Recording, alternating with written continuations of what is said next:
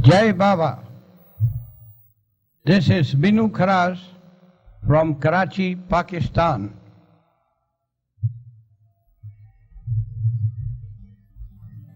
Today I will speak to you all about my life, in short, with our beloved Meher Baba. It was since my childhood that the urge to see God was predominant, without anybody having referred to me about it, or without my having read anything to have that instinct in me aroused. Visits and solicitation of advices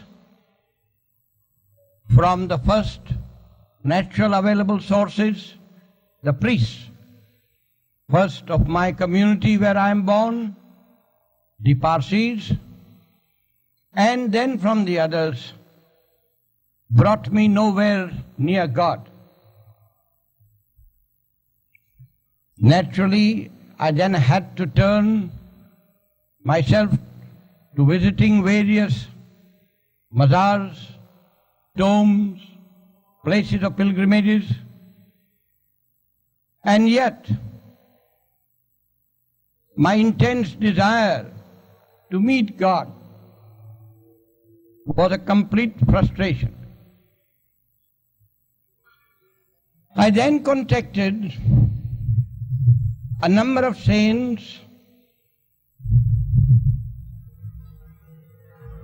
including the world-famous Krishnamurti, but yet God was nowhere to be found. I then wondered whether God is really any entity or not.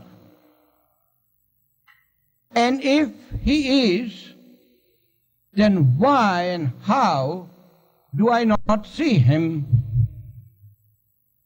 And it was very clear to me that I not only wanted to see God, but wanted thereafter to be with Him. And strange as it may sound, to be actually be Him. Sort of merged completely in Him, that I would want nothing else than that.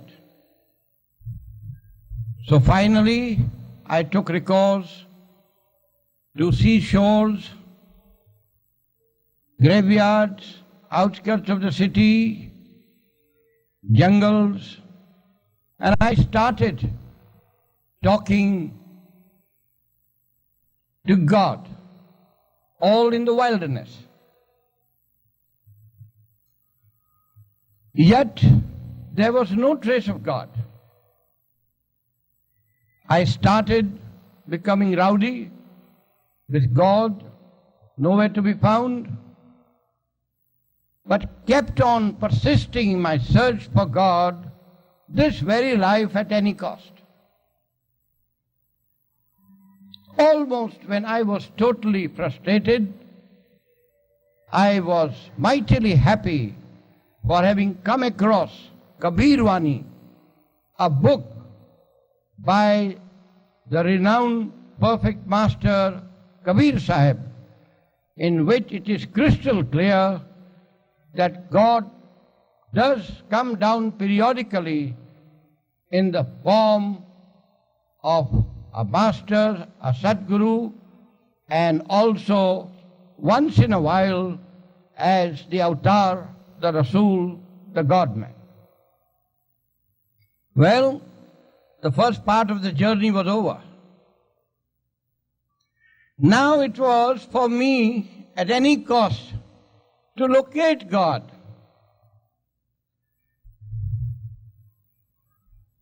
Reading English translation of the Holy Gita, this was confirmed to me that God Himself does come down once in a while, once in a cycle of time. And the last thing therefore left for me was to find out if the present times in which I am living is the time when God would be available in the flesh.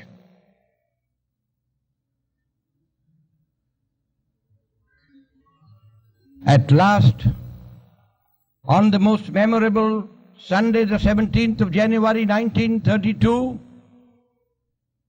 I did meet a human being who for all practical purposes appeared and appears always as an ordinary normal human being as you and I. And I met him at a Circle Cinema Nasik. But the moment I saw him, I felt within me, without his having said anything or even gestured, because then he was in his silence, in his early beginning years of silence, I felt convincingly that this is the God in flesh before me, and that my search for God had ended. Now it was for me to get closer and closer to Him in my life unto my goal, God realization, which then was predominant in me. Well, the first day when I met him, I did not utter one word, but fired out every word, good or bad, that I had within me, and his gestures, his noddings, his saying yes by nodding his head in that manner, proved to me conclusively that every word that I was uttering from within, he was listening. And right enough, as soon as I completed, he said, "Minoo, I have heard you completely. Not only you love me, but I love you. I have a debt which I have to repay you." And so on. Well, this is how our physical association in life started. But let me make it very plain to you all that to me, he was God, that is, Almighty in human form. Nothing short of that.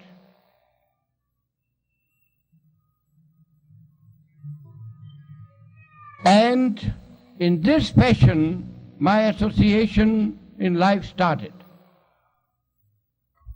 His few utterances were mostly in regard to the stupendous role that, according to him, I would have to play with him physically this very life during his most glorious manifestation as never before. He made no secret of this fact, and he made certain utterances which proved the inner deep urge in me to find God this very life, to be with him, and to finally merge in him.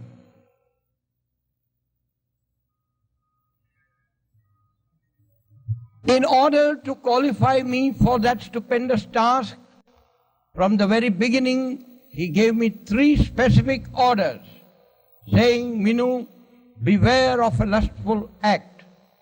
No woman, no romance. Number 2, no drinking of liquor in any form." He even specified, not even beer, not even toddy, at any cost, even at the cost of your life. And 3rd, no smoking.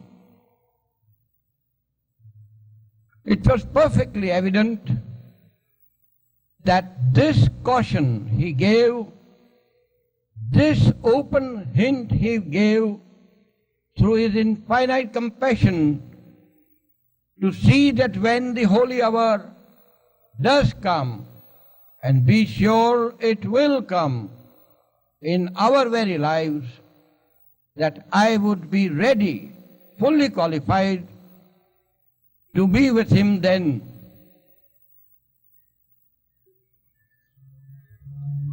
Why should I have been singled out?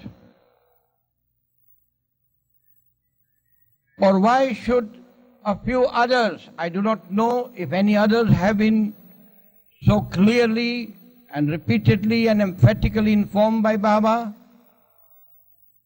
but I am concerned with myself and with Baba. But I know he has done this. And so much so that once in early 40s, he had his then secretary, Mr. Faramrose Dada Chanji, sent all over to Karachi with only one news to me, that Minoo, remember my words and don't waste energy, reserve for the stupendous task. Just imagine. And then, a little before that, in 1939, he sends me a cable, come alone, inform none. As if I was a child at a junction, I cannot name that railway junction, lest you would suspect or understand where Baba called me, and he did not and does not want till this moment anybody to know where he called me, where he met me.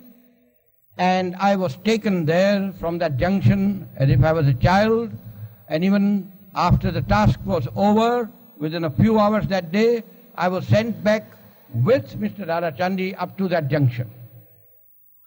It was at that moment also that he confirmed all about my being vigilant of what he had told me in regard to the role that will have to be played at the time of his manifestation. In 1943 at Lahore, he once again sent for me and repeated the same thing. And from beginning till the last moment, every time I met, he asked me whether I had slipped even a bit in the three said respects. And whatever human failings and weaknesses I underwent, which I boldly confess, were by his grace within the limits. There were occasions when I almost crossed the threshold. I was nervous, but the love and faith, and above all his love grace on me, kept me up to this very moment. Then comes the new life of Baba, in which, as many of you may be knowing, I was one of the Yashwalas, and I was the only one singled out by him, that being Yashwalas, I was to go back to the same old life in the world, with the exception of certain orders that he gave me during new life, and those orders coincided with all the activities that Baba with his Yashwala companions did during the new life phase. Now, with all these spiritual utterances of the highest order, I must admit that side by side he warned me and warned me repeatedly, saying very often, Minoo, you are perfect from top to toe, but your eyes are very bad. And in time to come, he took pains to see that those eyes changed. And now you would like me to be a little more in a lighter mood to tell you few things about my association with him for around 39 years. That is from 17th of January 1932 at Nasik to 31st of January 1969 when Baba dropped his physical body. Well, it all looks a very long period. But don't be carried away by the impression that all the 39 years I was with him. According to the notes that I have written from beginning till now, whenever I met Baba, wherever I met Baba, at various places in the undivided India,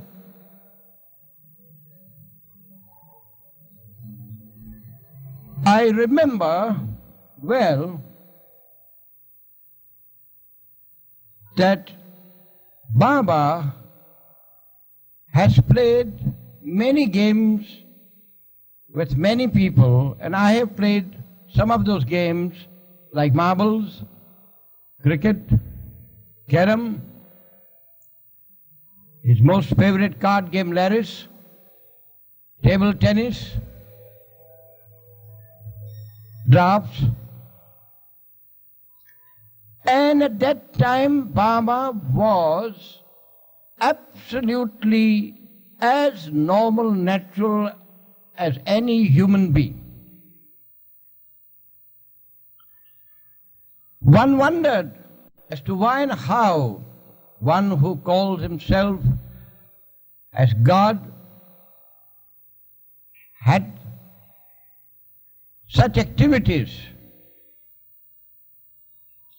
But he had his own reasons for that. And it would be out of place at present to elaborate on this side of Baba's life. But during these games, I saw him in a very happy mood, at times in very violent mood, at times so very angry, all kinds of moods through which we all humans pass when we play these games.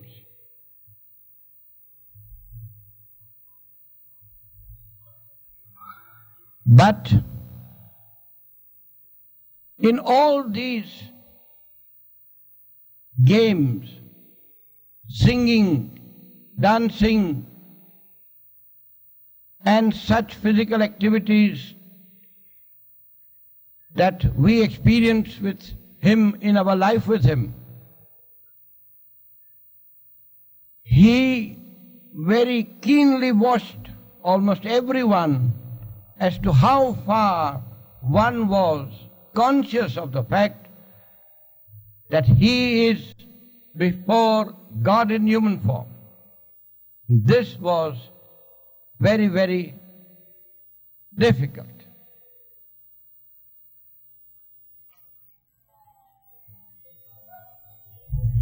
There are many stories, a few stories yesterday. In addition to the stories, there were certain incidents which were also related. And now, for a speaker of stories and incidents, it is the ego that is predominant. There is the natural desire to speak. And for the listeners, it is the natural inquisitiveness to know, just the interest to know. But here we are dealing with stories and incidents in life of an individual during the physical lifetime of God. So you must understand that the spirit and the motive behind relating some of the stories and the incidents is to make one understand certain characteristics of Baba, certain basic requirements in us as true, genuine spiritual aspirants and Baba lovers.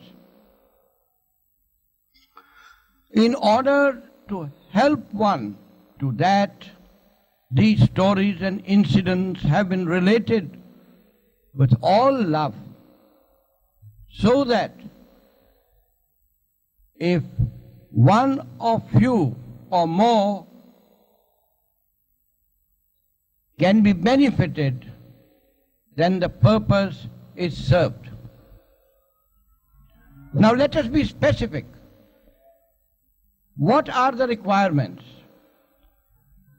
The first and the foremost requirement is pinpointed love and devotion to the Master and Master alone and to nobody else.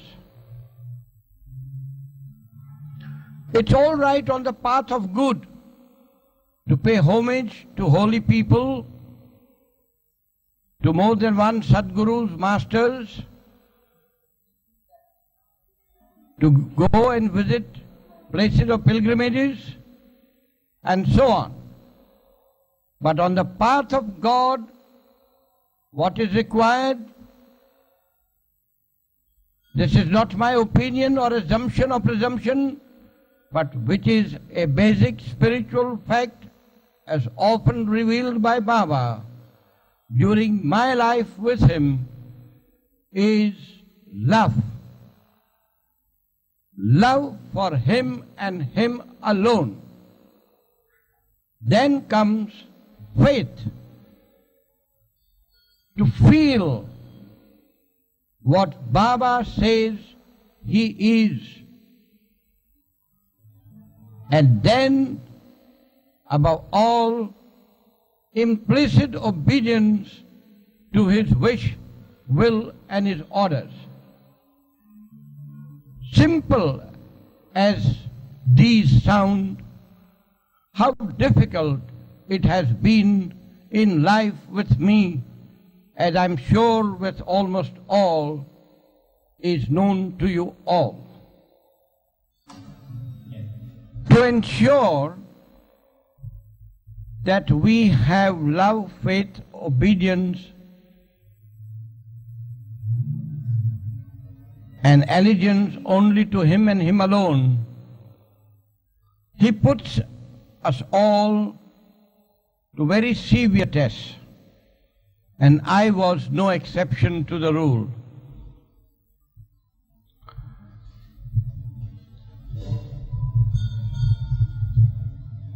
Through disobedience, of course unwittingly, of some of his orders, the sufferance in life was tremendous.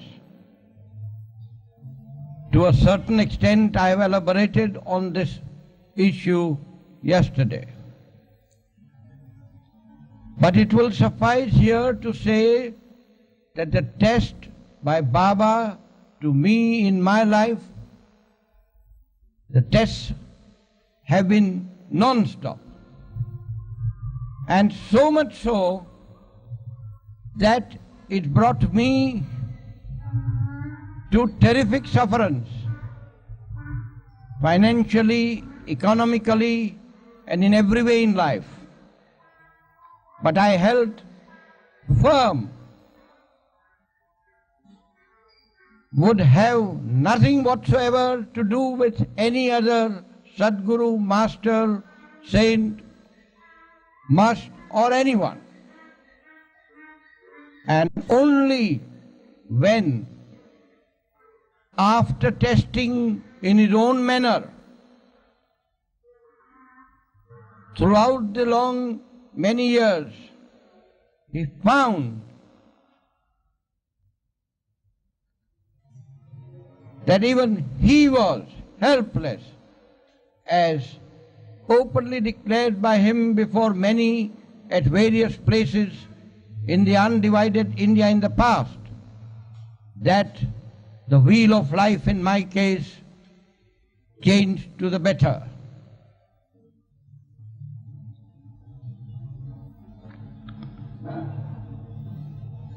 When Baba says he is helpless, as in my case more than once he said, what I mean is this, that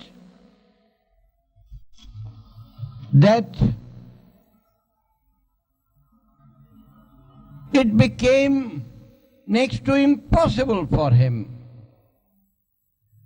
I'm sorry, stupid as it may sound when I say so, but it is a fact,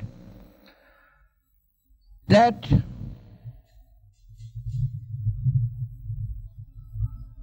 all endeavors to see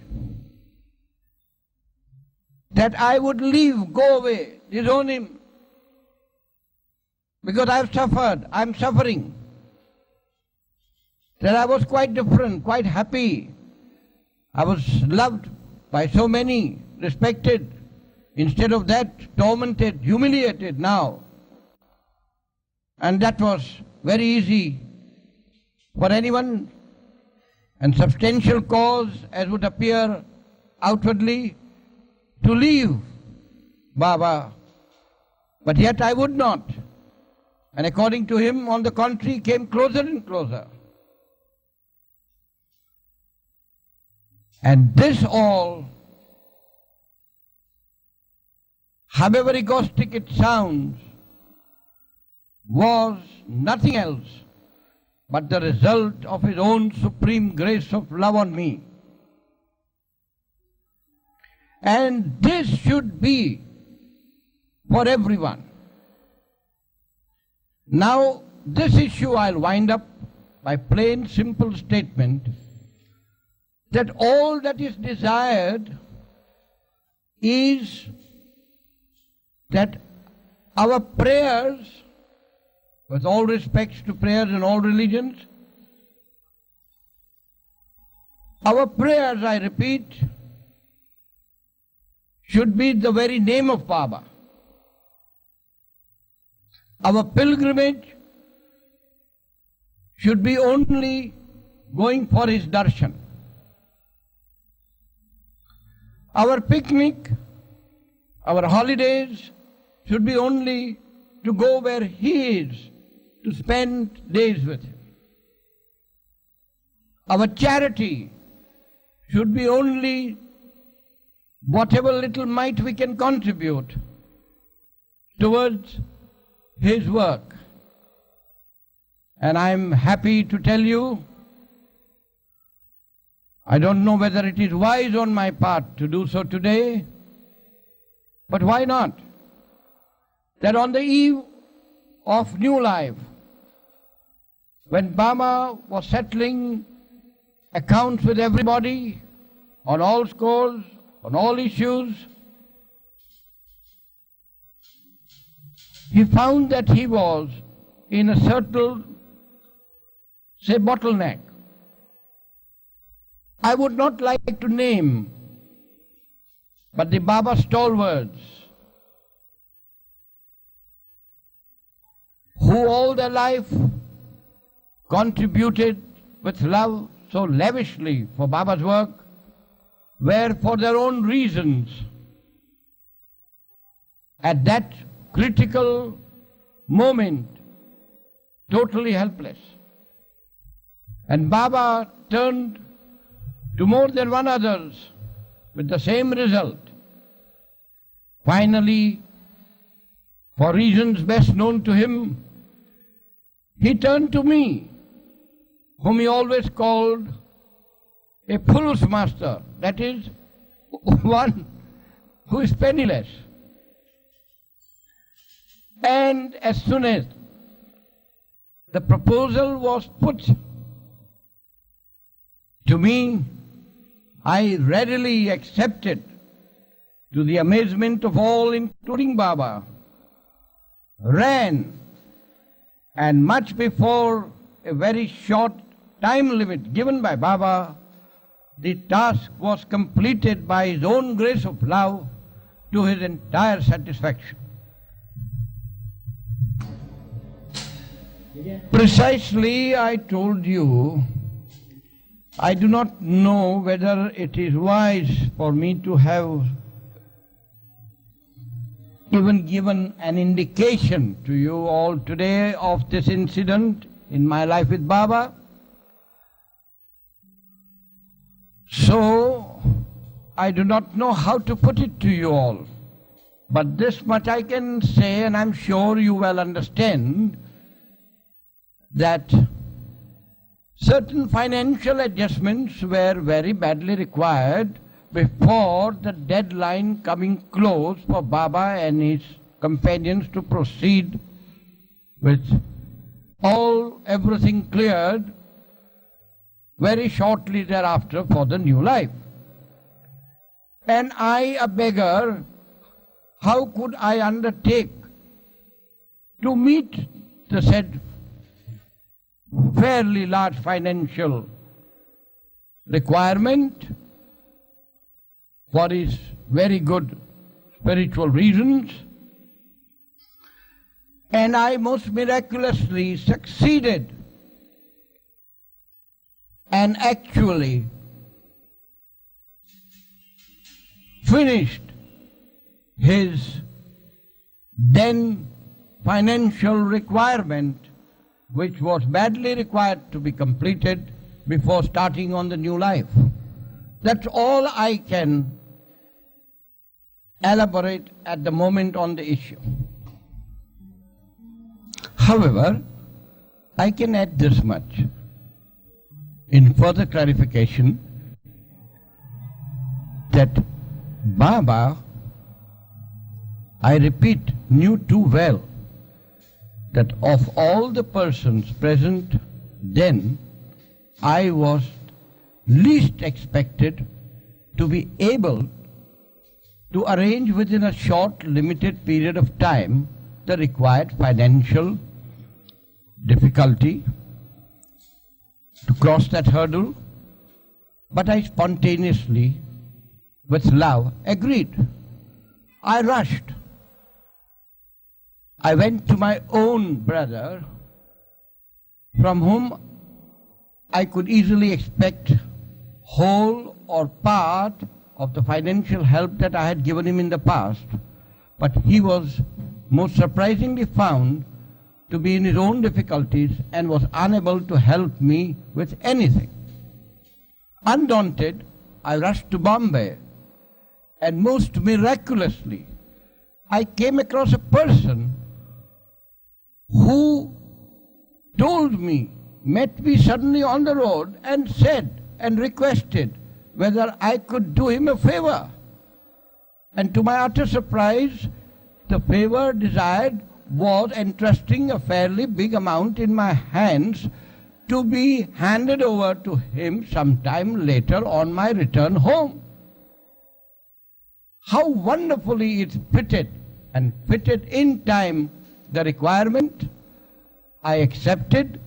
I took the whole amount, the moral responsibility to return, and rushed back to Baba quietly. And Baba and the rest were surprised to see me back within literally a couple of hours, and wondered whether I had come change-minded or whether I had come duly finishing the issue. And when I quietly nodded my head, Baba was immensely pleased, and the people around were surprised. This is what I mean, that miraculously I could, within that short limited period, comply with the financial requirement of Baba on the eve of his proceeding on new life. And this, I also repeat, is one of the wonderful ways in which Baba tested me in life. I'm sure many of you have heard that Baba would very often call someone from the resident Mandali or a visitor then talking to the resident Mandali and ask what you are just thinking. And the person concerned had to say. In contrast to that, I will tell you something which very often happened to me in life with Baba. And one glaring incident was during his birthday celebrations at Nasik on a very elaborate scale in the year 1937, when for the first time Westerners were also present. I was standing right behind Baba on the stage where he was seated on a couch, and there was a sea of men before him. It was during those glorious days that Baba distributed from dawn to dusk, clothes and food, uncooked of course, in bundles to lakhs and lakhs of poor and the needy. The main point of my story is this, that during those celebrations, there was an aged, reputed Parsi philosopher, writer, seeker of truth, lover of Baba, who made a very inspiring short speech about Baba, and in the end, he referred to the Parsis, he being himself a Parsi, and said that you blind fool Parsis, open your eyes. Here before us is sitting living Zoroaster. Somehow or the other, I said to myself from within that this old man is now standing on a dangerous threshold, because very soon I feel he will either disown Baba and start talking against Baba. And Baba turned his face immediately towards me and put his finger on his mouth, signifying, Minoo, shut up. Thus, Baba had evidently heard every word that I had uttered from within myself without opening my mouth. Baba heard every word that I uttered from within without opening my mouth. I just told you that Baba often asked people as to what they were thinking about. Even on the last day that I met Baba at Guru Prasad, on 25th of May 1965, just before we started playing in the afternoon his choice game of cards, Laris, more than once he gave a sly look, the usual beautiful sly look, and asked, well, Minoo, what are you thinking? And the answer, as usual, was only one, and the only one answer, only you, Baba. So then he asked me, but what in particular? So I told him, I said, Baba, when in physical life, see how beautiful you appear, I wonder, what beauty must there be with you in your eternal form in the eternal sphere? So he turned round to Adi Dubash and asked, Is Minoo like this only when he is before me, or even there, meaning when at Karachi? The only obvious answer was that Baba, yes, is often like this even there. And Baba remarked, gestured, saying that you all do not know him. And Baba said, you know, pointing to me, that I am everything. My only answer to him was in Persian, Darin Cheshak, means there is no doubt. And he laughed and gave a flying kiss.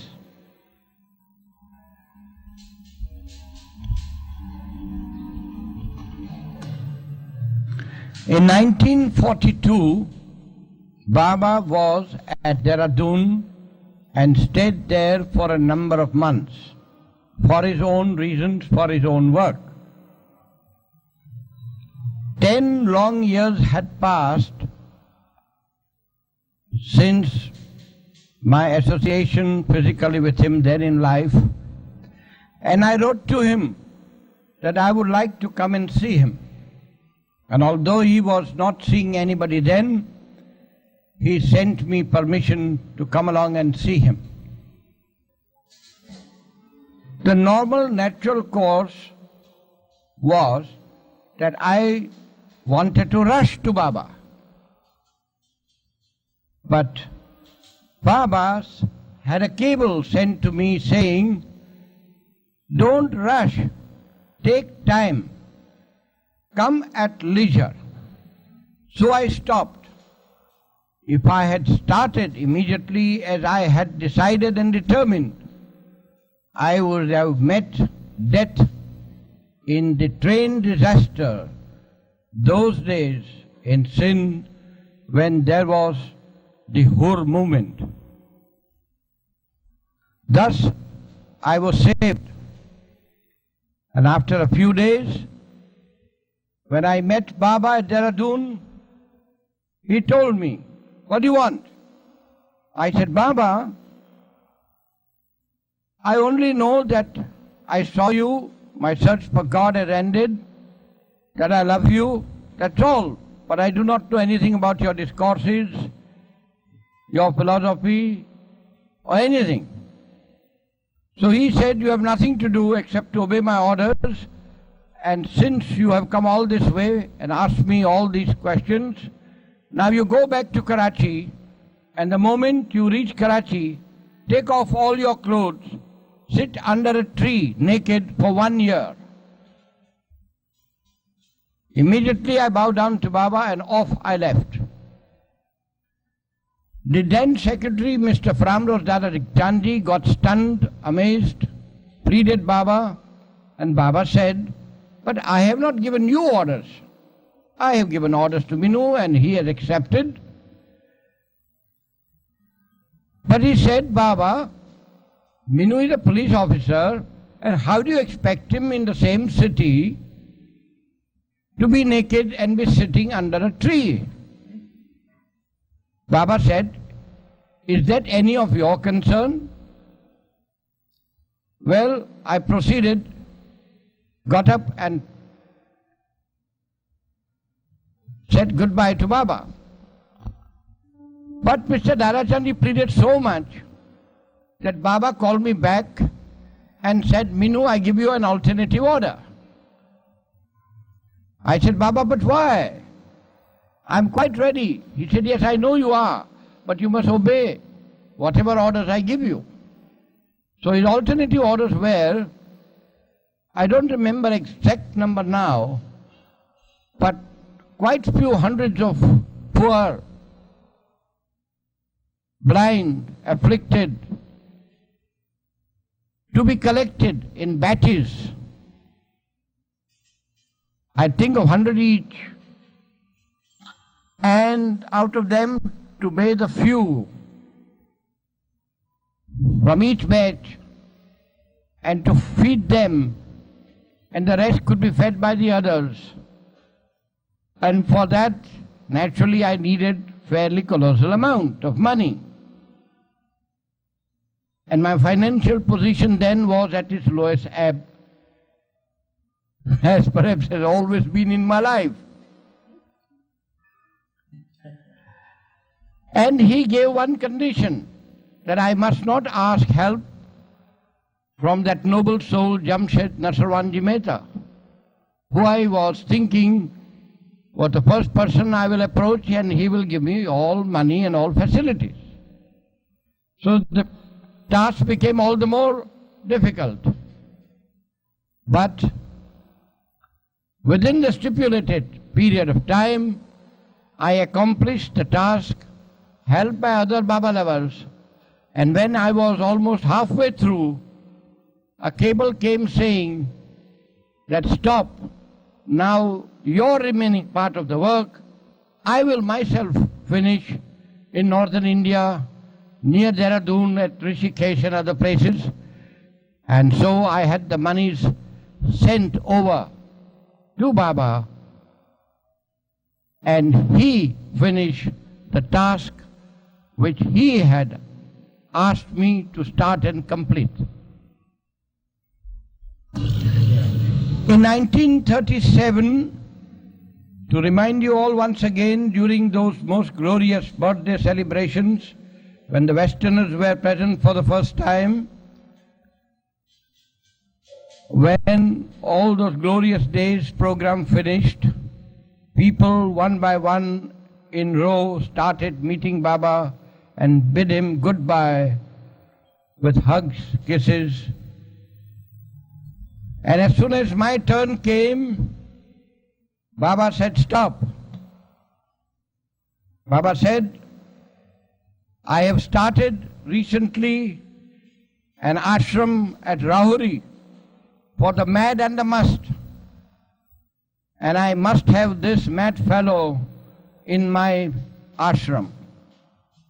So he ordered that along with a few of the resident Mandali, I must proceed to Rahuri, stay there for 24 hours, and then go back to Karachi. Now here, it is important for me to tell you that I had heard a lot about one Parsi gentleman, Mr. Pleader, of whom many of you must have heard, that once for 5 years Baba kept him on milk only and in a cave at Panchgani. And I knew that he was, I beg your pardon, I didn't know that he was a Rahuri, but I was very, very keen to see that man, feeling that he is one of the very few who is really very close to Baba and is going headlong to qualify for the ultimate grace of Baba, for God realization to him through Baba. So this innermost feeling, Baba satisfied thus. When I reached Rahuri, I found that Pleader was there. Almost through the night we talked with each other. There were various types of us there.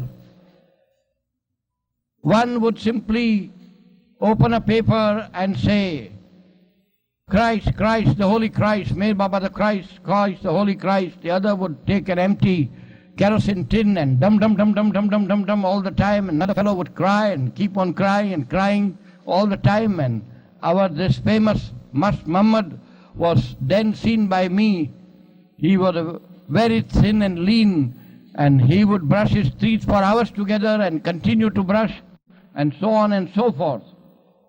At that time, I told them that Baba will come to see me before I go. And they said, are you mad? Do you expect Baba to come over 100 miles up and down the ghats only to meet you now that you have met him for so many days? And right enough, Baba did come. I well remember in a small Morris car driven by Adi Irani. Here a very remarkable incident happened. A few minutes before Baba's car arrived, each and every must suddenly stopped his respective activity. Namely, the one who was crying stopped crying. The one who was playing the drum, dum, dum, dum, dum, dum, dum on an empty kerosene tin stopped. The one who was all the time saying, Christ, Christ, Meher Baba the Christ stopped. And so on and so forth. And everyone rushed, sprawled on the floor, and with their eyes fixed from under the iron gate, looked. It appeared as if an army was keeping readiness for firing. And very soon Baba appeared. And no soon the gates were opened and Baba entered. The same humdrum and all started. At that time Baba asked us, have you read the Times of India? And has any account of the celebrations appeared? And Dr. Ghani, who was there, and Mr. Pleader and others who were reading almost every word of the paper said no. And Baba just opened the paper and put his finger down and said, you fools, see this few lines. And there were those few lines about the celebrations. At that time, all of a sudden, Baba became very radiant. His face glowed, and all that he uttered was, through movement of his finger on the board, that by doing all this, I have cocked completely the bottle, which with a big bang I will open on the 27th of June. This was in the month of February, so I told Dr. Ghani, and before 27th of June, I had a cable sent to Dr. Ghani with only one word, butch, meaning cock. With great difficulty, that telegram was accepted by the authorities, who wondered what it meant, and it reached Dr. Ghani. But nothing happened on that June 27th, and nothing has happened to date. But we must wait and watch for the real 27th of June to come in very near future now. This appears definitely to have a very close connection with a period just preceding his most glorious, unimaginable manifestation.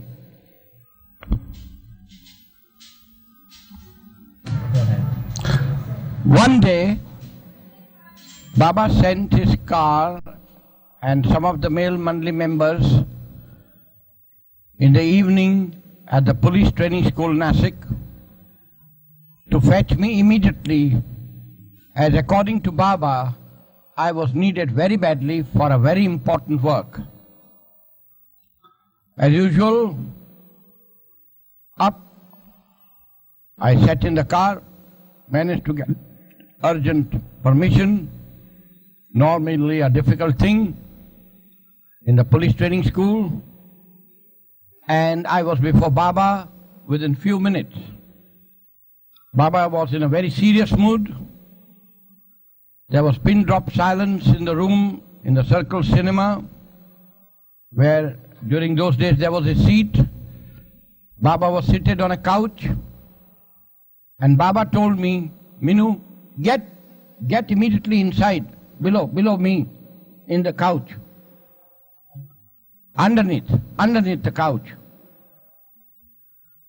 And he said, try to go to sleep, but if you can't, Well, whatever you hear, don't tell in details to anyone. But the gist of it, you may just tell or make use of as and when in future you feel necessary. So I can tell you all today that soon thereafter I found, of course I had instructions not to see anybody or anything. And what could I see from below the couch? But I didn't attempt. I closed my eyes but kept my ears much more open than they are normally. And I heard a man walk in a perfect military style and salute Baba, pay his respects to Baba.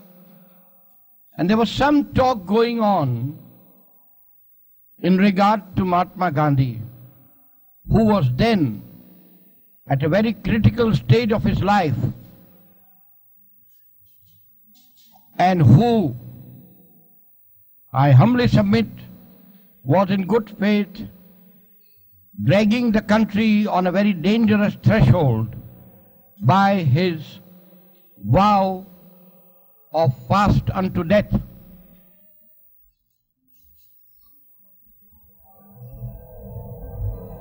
It was Baba's desire, evidently, that Mahatma Gandhi should be made to desist from such a step in the best interest of the country and its future.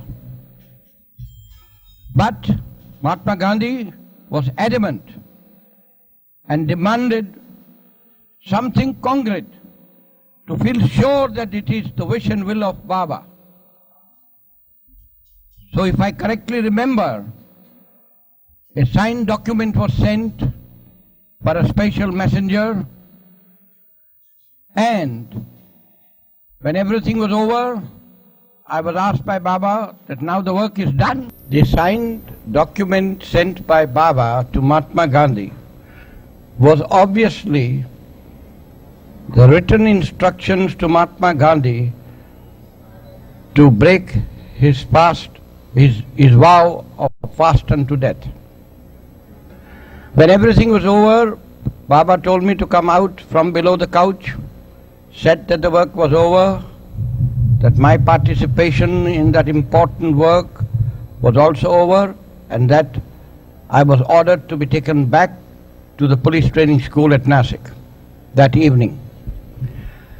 And next morning, there were the headlines, Mahatma Gandhi breaks his vow of fast unto death. The entire world was shocked, but naturally not I, who had witnessed and participated Baba's working behind that memorable act. And now, let us see,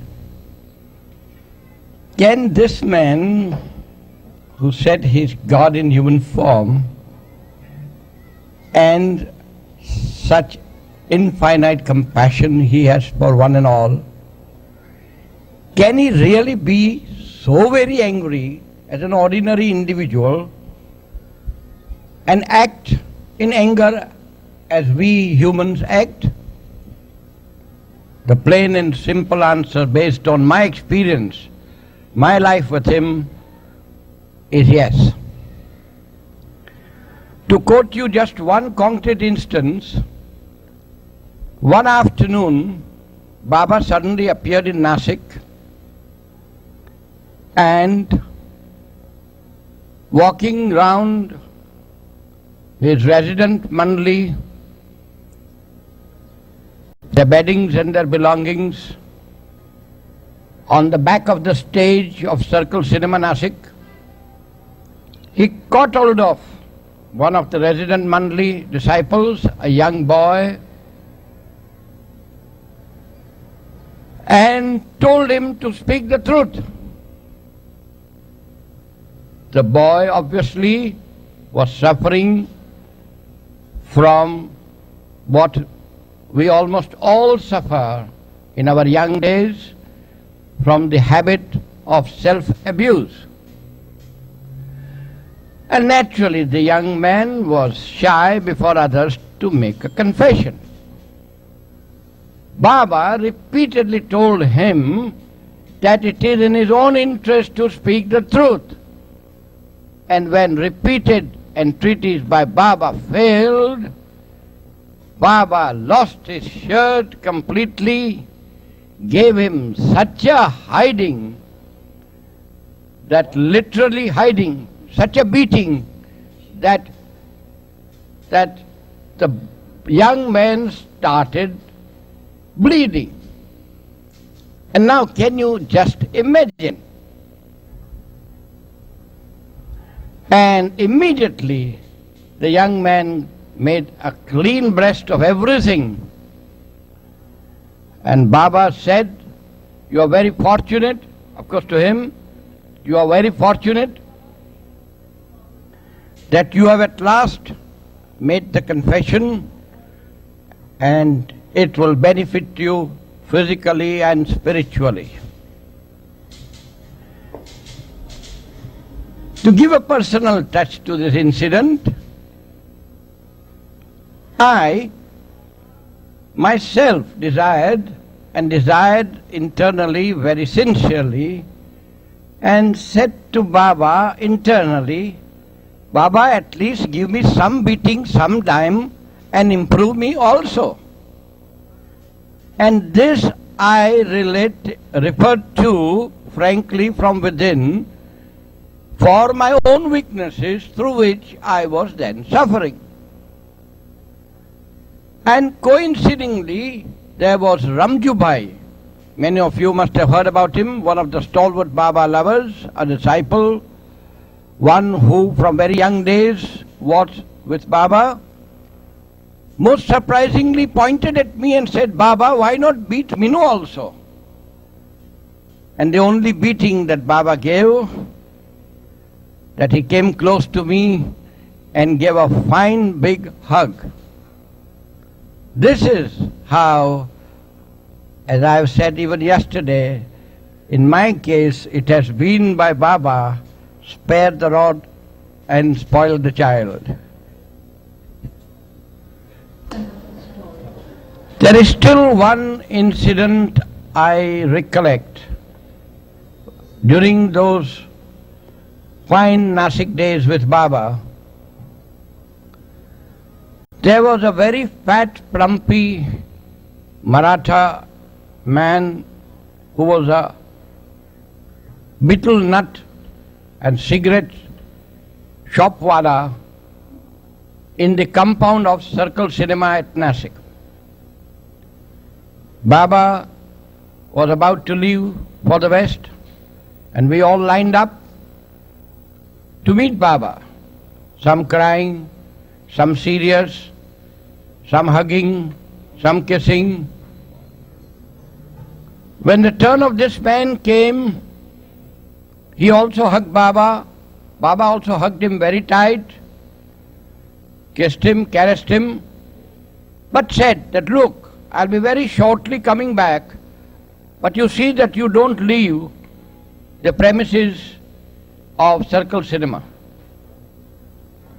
And off Baba went.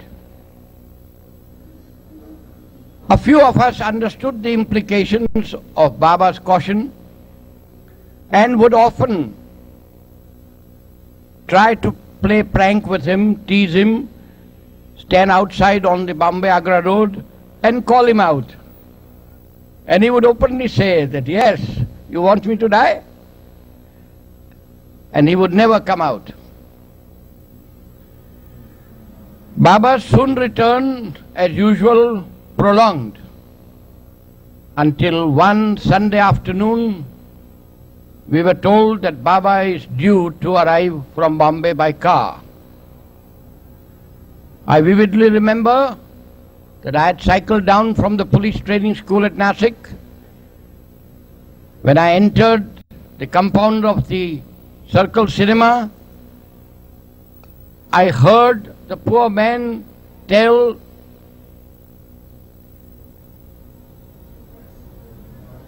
the Irani gentleman, yes, his name was Sailor, given to him by Baba, to give him tea. And in what little Marathi I understood, there was a talk between them, this man half in his sleep, and Sailor saying that I am not your father's servant, tea is not ready, there is my shop outside and you go and have tea. Well, I just passed by from the cycle, put my cycle there, went to Baba's seat, just cleaned it, kept roses ready because Baba was expected. And soon I heard hubble bubble, all shore, all noise. I rushed out to see what had happened, and I found that man dead. And he was partly out and partly in where his body was lying. When amazed, startled, soon came Baba's car. And when Baba came in, Baba was surprised as to why everybody was not pleased that Baba had come. And soon Baba learnt of the incident, and as soon as Baba was informed that the man in his half sleep probably tried to go out to have tea, and the moment he stepped out, he dropped dead. Another story relates to our own family. The mother-in-law of my brother at Nasik. Her eldest son came one day crying to Baba. One evening I was sitting there and said, and I recognized him, I had seen him some years ago, and he said, Baba, my mother is very badly ill, very ill, and I just come to inform. And Baba immediately got up and said, come along, I am coming to see her. He said, no Baba, I haven't come to give you trouble to come to see her. Baba said, no, but without your asking, I am coming. And Baba jumped in the car and asked a few to accompany him, and I was one of those. We went there, Baba saw her, she was in a critical condition, and Baba said that this lady will never die. So I turned round and I said, is she immortal? Baba said, yes. I said, what nonsense, immortal? And that's how the thing ended. Exactly a year after, of course, here I forget that Baba has said that provided she does not leave the municipal limits of Nasik. So once again to myself from within I said that Baba, if you only gave me a much smaller limit, I would be immortal. And again, though I had not uttered, but I said from within, Baba smiled, patted me, said nothing, and the thing finished. Exactly a year thereafter, the same man comes in the evening and cries and says that the lady is dead. Well, how's that? And Baba said, it is impossible. I told you that lady will never die.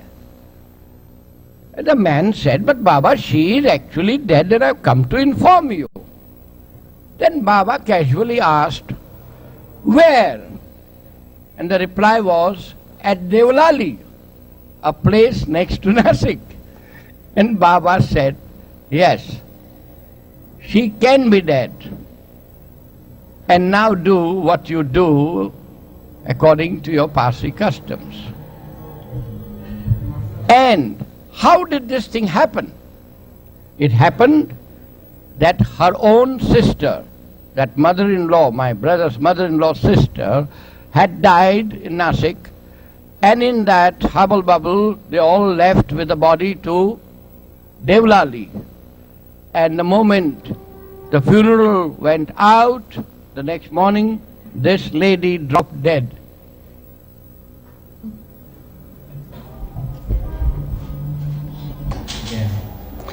Instances of people crying when meeting Baba when being with Baba, some little, some more,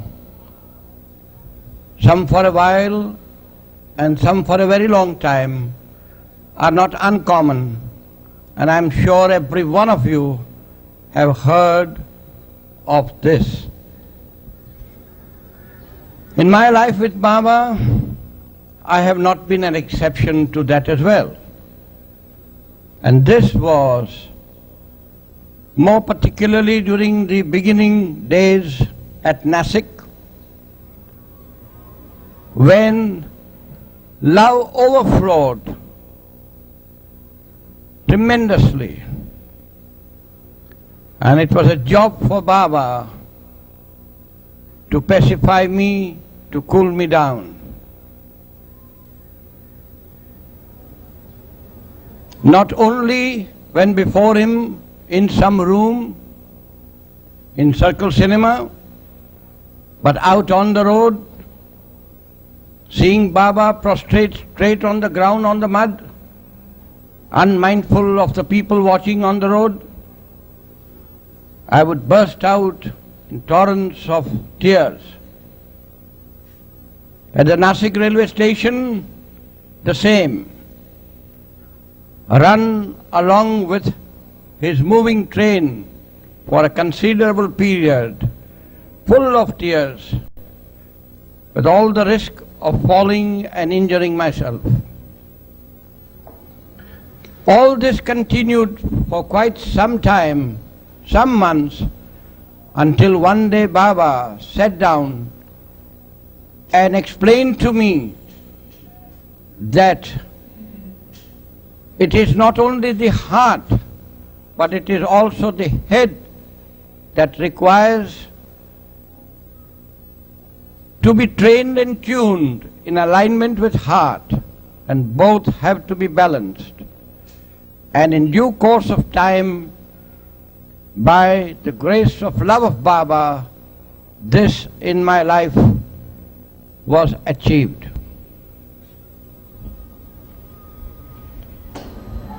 As in human life, so in life with Baba, in love we play so many pranks.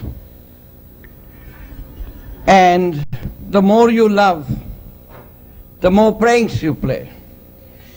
And in my life with Baba, one of the pranks that I often played was to be on the lookout when he would be eating.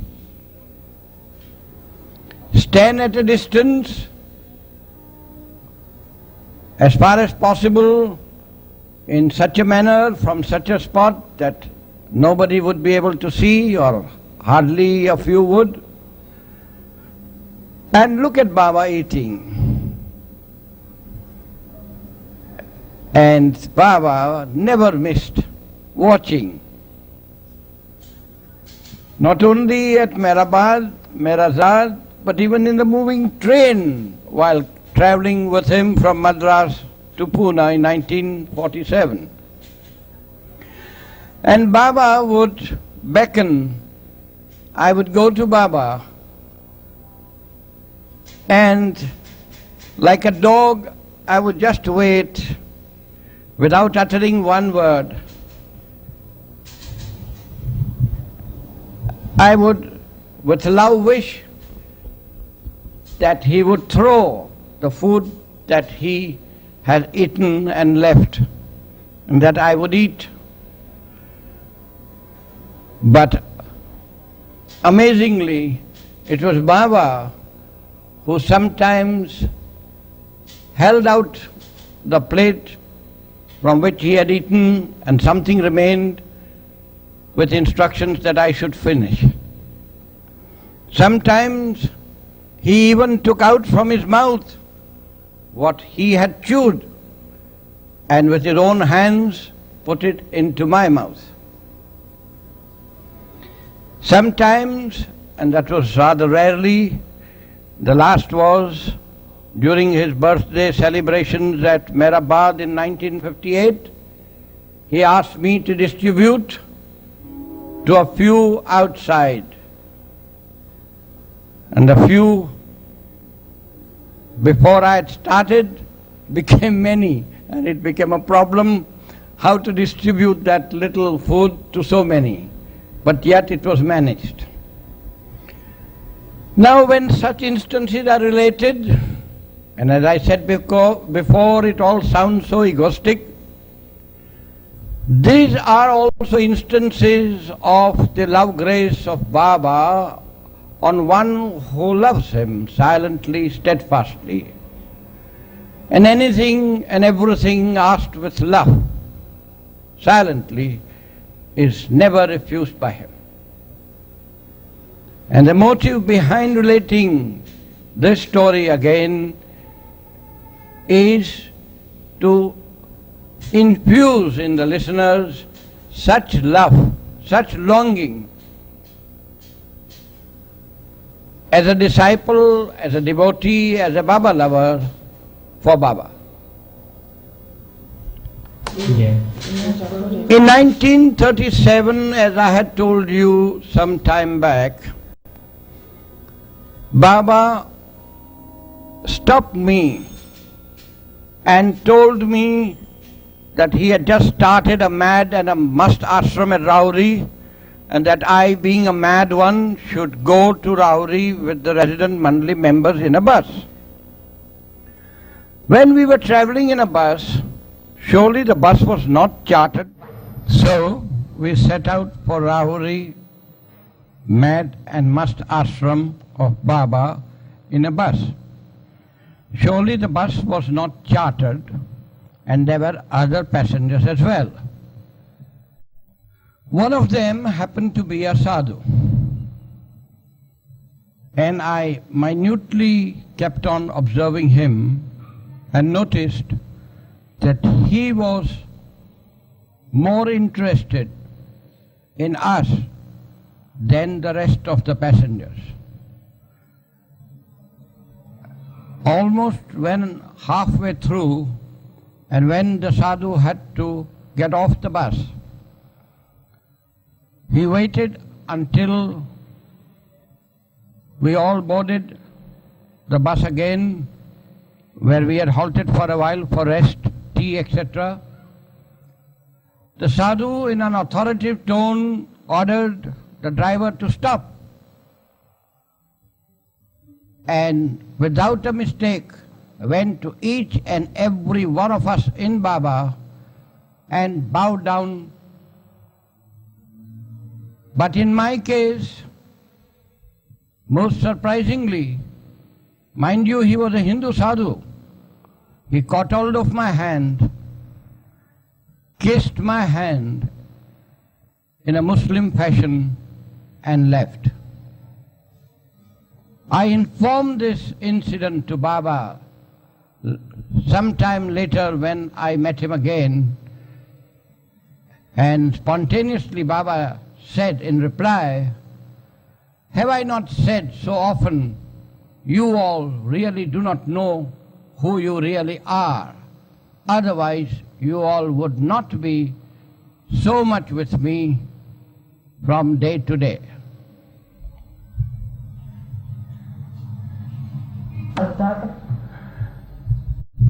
Please come in to the kitchen of Baba House, number 1 Lily Road, Karachi, Pakistan. Thank you. This is Minoo Kharas. On my left is my wife, Freni Kharas. On her left is my daughter, Gohar Kharas. And on her left is my son, Meherji Kharas.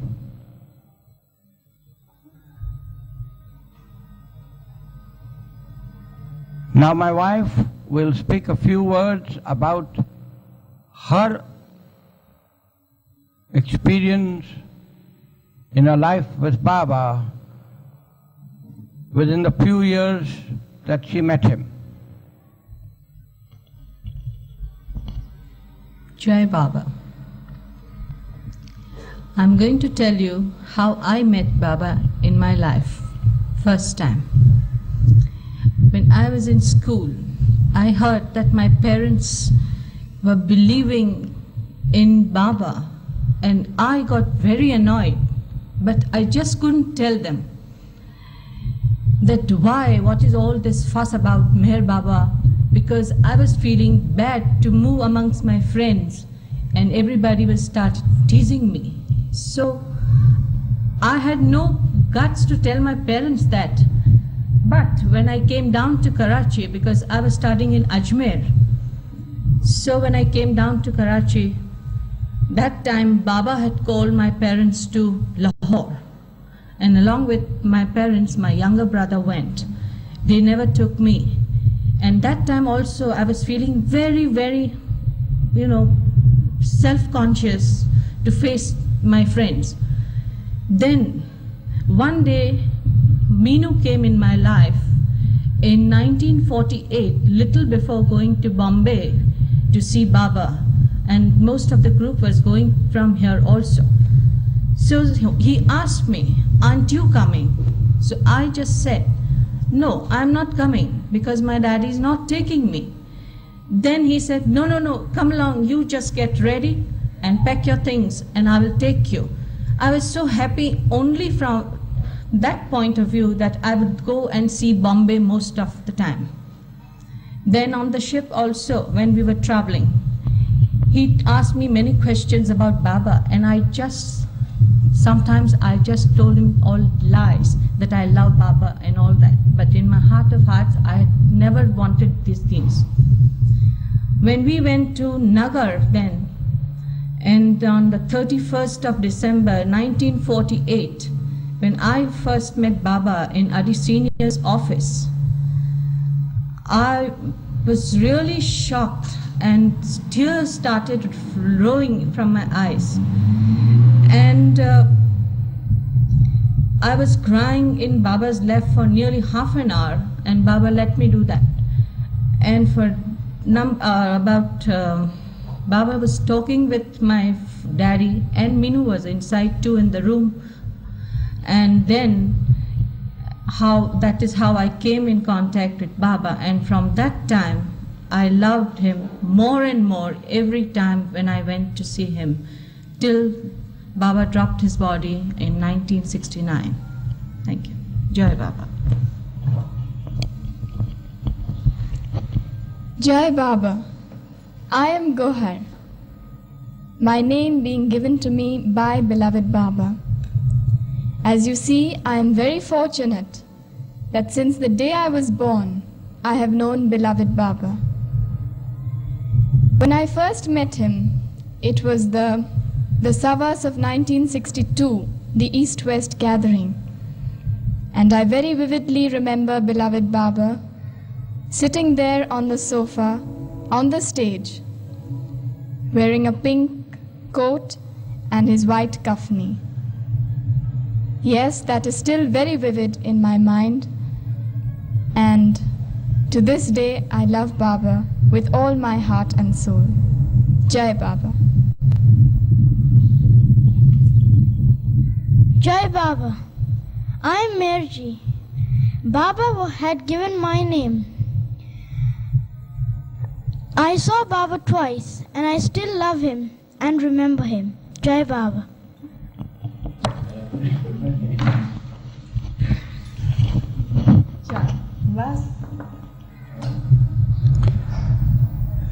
In my life experiences with Baba, I have made it very clear of the 3 specific orders which were given to me by Baba, mainly to qualify me to play the role, the stupendous role that will be required to be played by me along with Baba at the time of its glorious manifestation.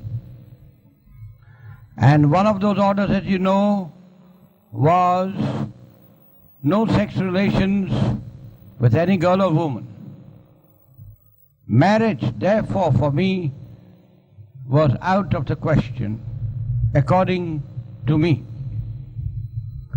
But, as frankly admitted, And as is usual with all of us, our human weaknesses of lives together continue to play an important part in life, and the tug of war between love divine and love in the flesh continues. In 1949, most surprisingly, at the crucial hour, the important year when the new life of Baba was to start, I felt a very deep urge to marry. This occurred to me after many years, the first being in 1933 when I passed out from the Nasik Police Training School at Nasik. But my marriage never took place. In 1948, 31st of December, as my wife Freni just said, she was one of those who had her first darshan of Baba. And I boldly told Baba that I like her very much and I would want to marry. And Baba immediately turned down the proposal, and I kept quiet. But in 1950, on the 16th of October, when we met at Mahabaleshwar, when Baba stepped into old life for an hour or so from new life and stepped back again into new life, Baba called me alone and said,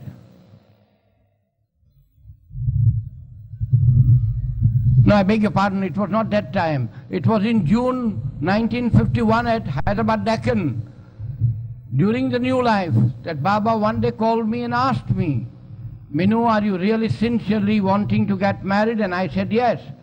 And he said for 3 times, marry Freni Patel, marry Freni Patel, marry Freni Patel. And also said, do not leave Freni Patel, do not leave Freni Patel, do not leave Freni Patel. Thus, eventually, in 1954, I got married.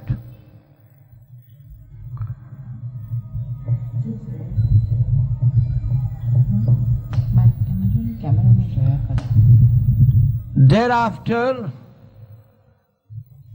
within few months in September, we met Baba at Ahmednagar, and then in the 60s at Guru Prasad, Pune. Every time he asked about the family. It was first my daughter Gohar, to him, for whom for 9 months he would not give any name, until one day he sent the name Gohar. And then the son Meherji, for whom he sent the name spontaneously. In 1962, at Guru Prasad, late in the night, we were standing under the tree waiting for a taxi to pick us up.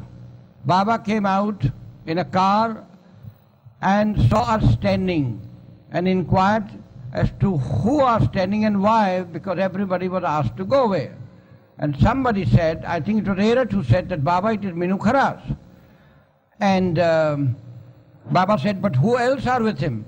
So Erat said, but natural, his wife, Freni, and perhaps it is that little son, Meherji. And Baba called us. And as soon as we went, this is how we were photographed all of a sudden, and we met Baba as a family.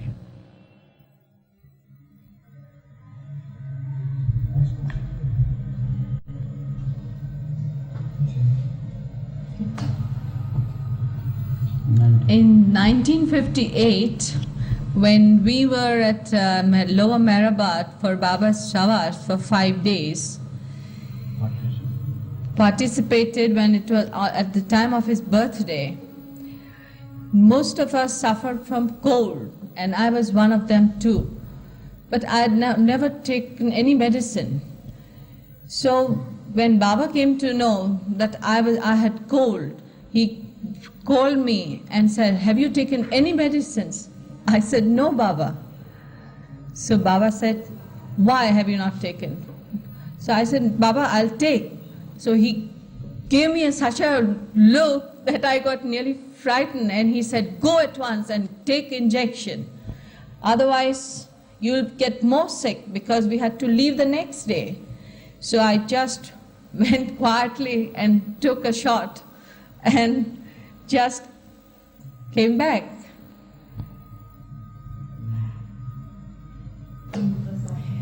At the time when Baba was in Guru Prasad, Baba always used to inquire about everybody's health. So when I was there, Baba inquired, and he just made humorous action and said, "You're looking very fat and nice. What you're eating?" I said, "Baba, nothing. I'm eating just my food, that's all." So Baba said, "You're putting on too much weight. Come down." I said, "All right, Baba." That was the way Baba used to do humor with us. Yeah. In 1955, a year after my birth, Baba asked Daddy for a snap of mine, a photograph. And Daddy gave him a snap, and Baba took it in his hands and just looked at it, smiled, and he cradled it as if he were cradling a child, just like that. And I remember Baba very well in 1962. At that time, I was only 7 years of age, and every afternoon we were called at Guru Prasad, and we would sit in the small side room at the side of the great hall, and Baba would sit there and people all around him, and I would just sit in one corner and stare at Baba. I was so fascinated at that time, and I would just look at Baba and feel so happy, feel all his love just pouring out from him. Thank you. As a child, I had heard many stories from my father about Baba, and in a way I did love him. But in '62, when for the first time I saw Baba, it suddenly hit me that yes, I have seen God in human form, and how very fortunate I was to have seen that. The family as a whole first met Baba in 1962, November, Savas, East-West gathering at Pune. And then the Easterners gathering at the same place, Guru Prasad, Pune, in 1965. The only object of our going, the whole family, was the service, the intimate companionship of Baba, love for Baba, and my wife and I to do the duty as one of those detailed out to do duty towards the Westerners in 1962 Savas and Easterners from all over India in 1965. There was undoubtedly no question of expecting any material or spiritual reward or anything of the kind. It was just to be in his presence and to receive of his love as per his clear messages then to those assembled, delivered through Brother Erach and the others. Jai Baba. Yes, just as Minoo said, I also went to Savas with all love and for nothing gain, materially or otherwise. Jai Baba. All I went there for Baba's Savas and for all his love and nothing else. and intimate companionship over there. These savas were feast of love of God in human form, and we wish that as in 1969, soon after Baba dropped his body, there was a similar feast of love at Guru Prasad. You all will also, with love,